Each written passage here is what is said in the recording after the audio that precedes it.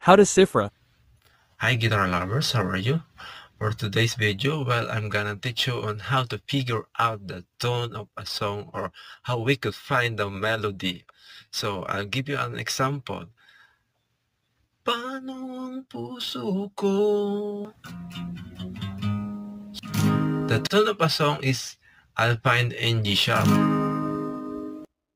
So what if I change the tone on a higher? Paano ang puso ko? So the tone of a song I'll find in a B flat. So the important thing is know on how to determine the tone of a song or a melody.